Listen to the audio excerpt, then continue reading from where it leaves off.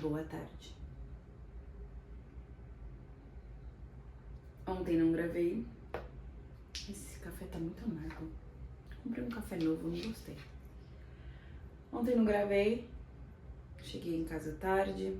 Dava pra ter gravado mesmo com meu marido aqui, porque ele foi gravar os vídeos dele. Mas confesso que eu cheguei com um pouco de preguiça, um pouco sem propósito do que gravar.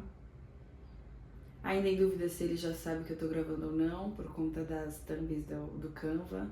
Não é possível que ele não tenha visto. Por que será que ele tá me enganando? Será que ele tá me enganando? Isso ainda me movimenta. É muito interessante, porque ao longo do dia eu tenho vontade de falar tanta coisa, eu tenho vontade de ligar a câmera e falar que assim, eu tô no meio da rua, eu tô no meio do trem, ou tô no meio do cemitério, ontem eu fui no velório. Eu tava no meio do cemitério e comecei a pensar umas coisas, deu vontade de sacar a câmera, apoiar e começar a gravar. Até dava, tava bem vazio, só que eu tenho um pouco de medo das pessoas do cemitério. Não das pessoas que a gente não vê, das pessoas que a gente vê, né? Que é uma mulher sozinha perambulando no meio do cemitério. Tem um risco. Acho que essa vem sendo a minha dificuldade de gravar, principalmente sem roteiro, mas acho que até com roteiro eu teria essa dificuldade, porque na hora que a gente senta pra montar um roteiro, também não tá muito na ponta da língua as coisas, assim. É uma coisa que acho que precisa ser trabalhada, sabe? E as minhas melhores reflexões vêm fora desse contexto intencional de escrever ou gravar. Talvez algumas pessoas vivam isso também e pode ser que existam técnicas pra gente aproveitar melhor. Só preciso entender qual que não dependa tanto do celular, porque andar com o celular em São Paulo tá bem perigoso, inclusive isso é uma coisa que me mobilizou ontem. Tenho tido muito medo de andar de carro em São Paulo, porque eles estão estourando muitos vidros para roubar os celulares. E eu tenho sentido muita raiva dessa sensação de impotência que só cresce diante das coisas que acontecem. Independente de partido político, de administradores da cidade, porque é isso, a gente traz o nosso incômodo, tem sempre alguém ou alguém que vem trazer bandeira. E sinceramente, não acho que seja sobre nenhuma das bandeiras. Acho que a gente não tá bem com nenhum partido, porque enquanto um tá no poder, os outros ficam ladrando. Enquanto outros estão no poder, uns ficam ladrando, latindo, né? E aí, no fim, é mais sobre eles brigarem e quererem ter razão do que olhar pro que a gente precisa. E eu nunca vi tanta GCM em São Paulo como eu tenho visto nos últimos anos, assim. Principalmente no, sei lá, depois que passou a pandemia foi um hiato, né? Nunca vi tanta GCM, tanta polícia militar, mas também nunca vi a polícia tão violenta. Nunca tinha visto tiroteio em São Paulo, assim, lugares mais pro centro. Eu sei que nas periferias, infelizmente, tem muito, né, muitas ações. Mas assim, no centro de São Paulo, nos bairros, não são nem nobres, mas não são periféricos. Não, teoricamente não tem nenhuma ação acontecendo. Tenho visto muito tiroteio, isso me assusta muito, porque não é uma realidade de São Paulo, nunca foi. Tem as bolhas, né, infelizmente, das periferias e de ações mais isoladas, apesar de em grande número, mas, sabe, no meio de um bairro que é majoritariamente residencial, não é periferia, não tem nada que deveria ser um risco. Ali tem o tiroteio, assim, a polícia decide chegar e atirar, e aí os bandidos decidem revidar, e aí a gente se sente desprotegido dos dois lados. É muito ruim, assim, essa sensação de que ninguém tá prezando pela maioria da população, que não tem nada a ver com isso. É sempre entre poderes, seja os poderes bandidos e polícias, seja os poderes políticos. E essa sensação de negligência, ela é muito apavorante, assim, porque, de verdade, a minha sensação é que Se você não tem dinheiro, você não tem nada. Nada. Porque sem dinheiro você não tem influência. Sem influência você não tem proteção, né? Que no fim, acho que é uma das coisas mais importantes. Sem dinheiro você não consegue uma série de coisas que hoje são exclusivas para quem tem dinheiro, para quem paga mais, mesmo que seja de direito de um monte de gente. Mesmo que você pague, se você não paga o Plus, o Premium, o Gold, você não tem algo digno, bem feito. E eu tô generalizando porque eu vejo isso em várias esferas, eu não quero escolher uma para trazer para olhar. É mais sobre essa sensação de impotência, de descaso, negligência e de não ter espaço, assim, não ter direitos garantidos. E essas frases, né, engraçado, essas frases estão tão gastas, assim, direitos garantidos, negligência, privilégio, são palavras e frases tão desgastadas já, mas elas ainda são importantes, assim.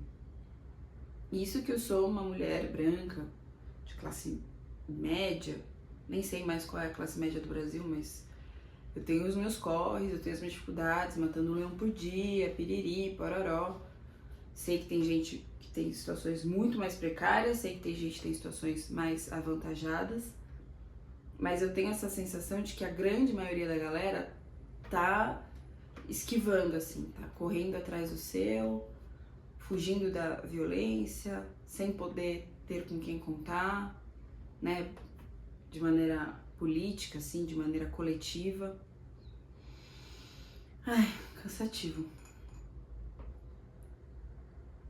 E atravessada por esses medos, é que eu vou perdendo um pouco o brilho de trazer coisas que me protejam e me afastem desses temas. Então, quando eu tava pensando o tema sobre a vida e como aproveitar e como deixar um legado, né? Porque eu fui no velório e, apesar de triste, me fez pensar sobre vários aspectos da vida, né? Do que a gente faz nessa vida.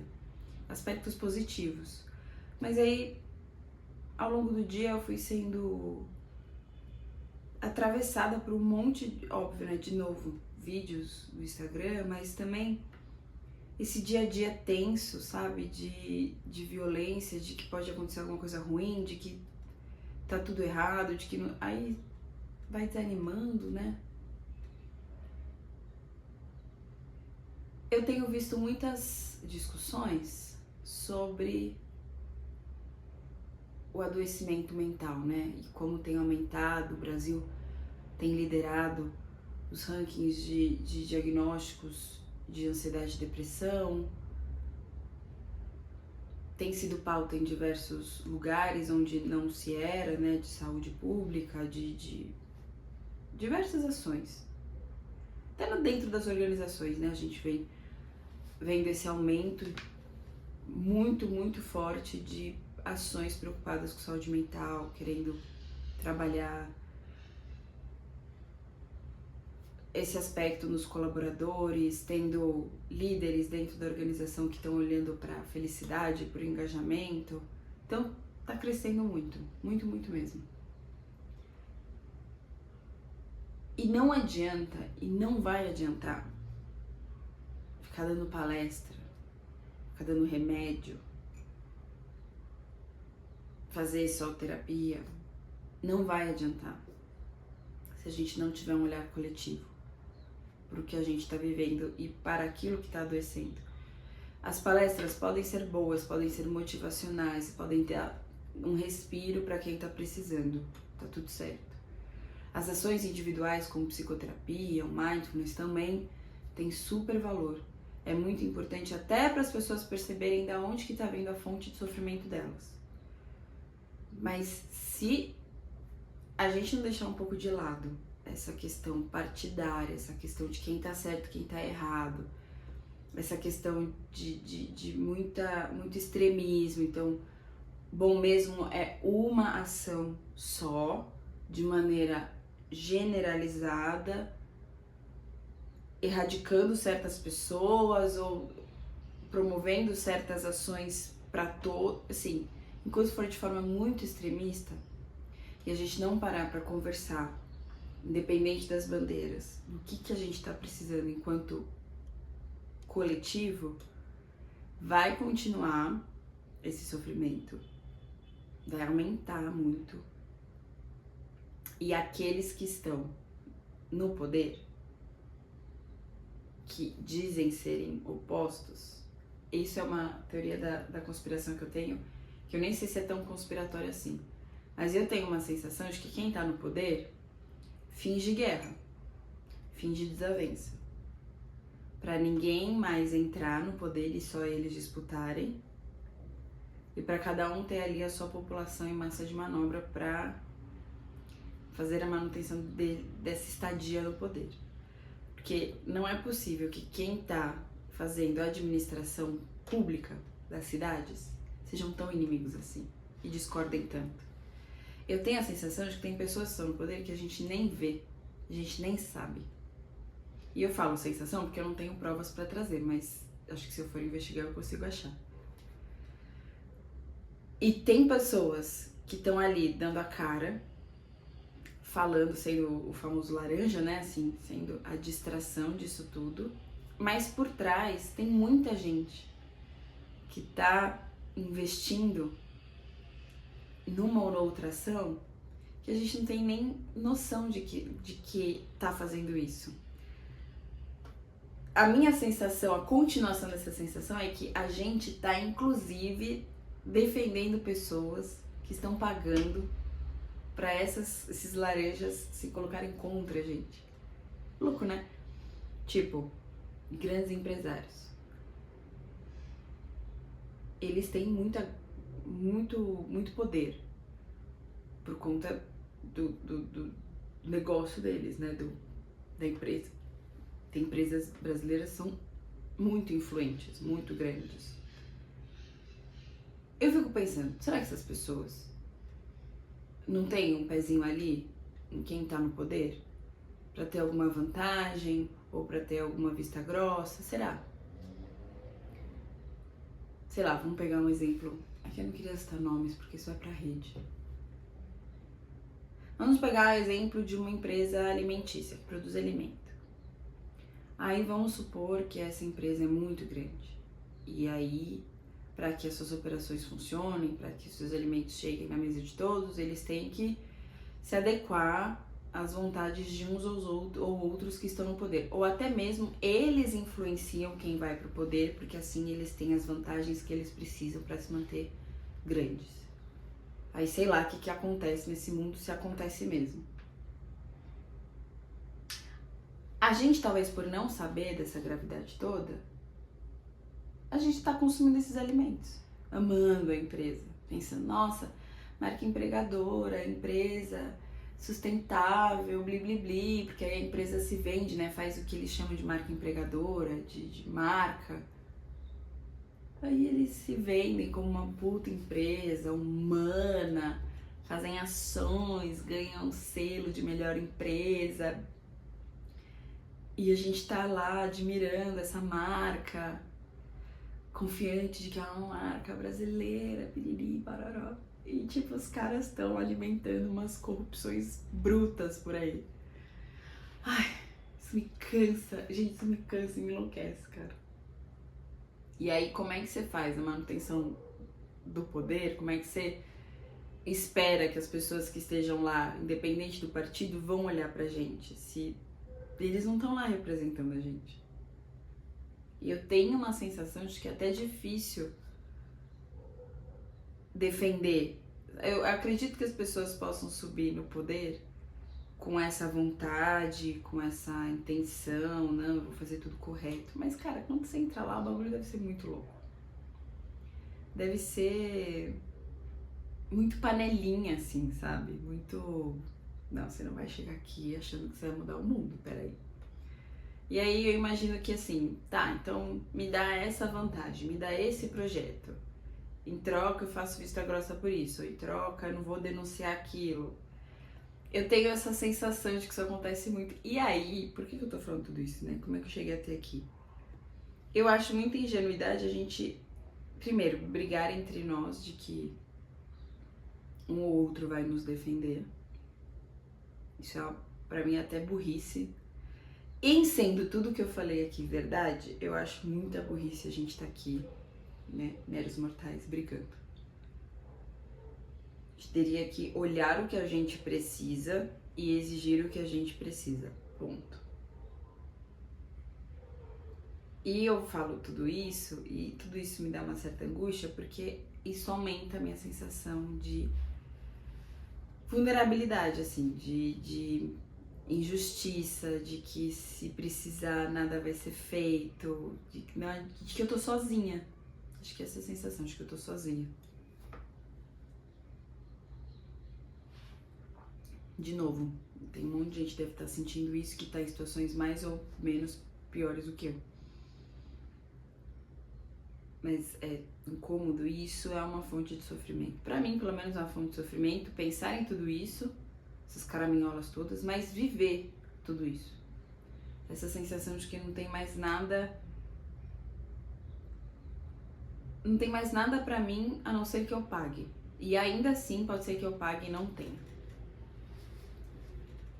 Que acontece também.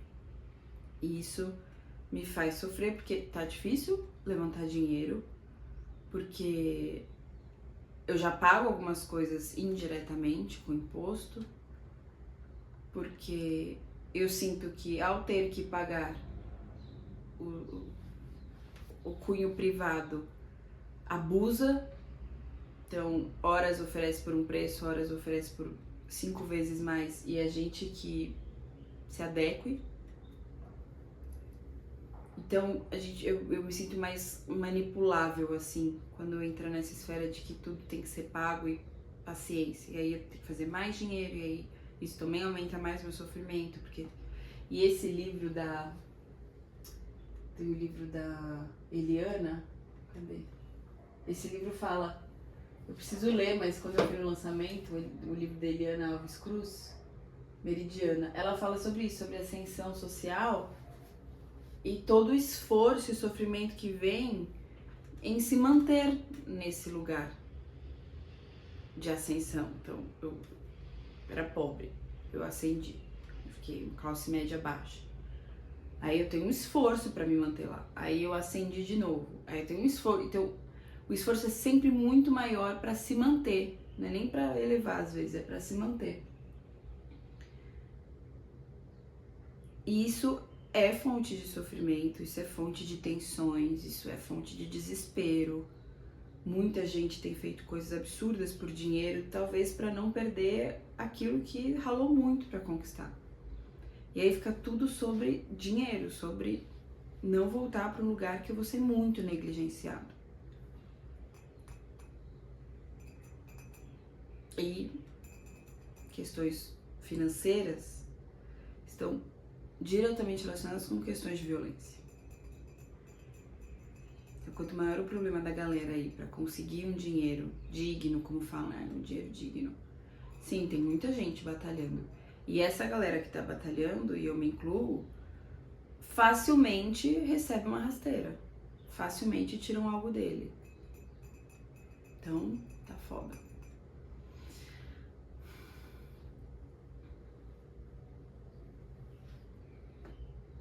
Não sei. Eu não tenho solução. Isso acho que foi mais um desabafo e mais um compartilhar do que eu tô vivendo daqui, depois de ontem, do que qualquer outra coisa. A minha esperança e a minha torcida vai para que as pessoas consigam ter conversas sobre nossos direitos, assim.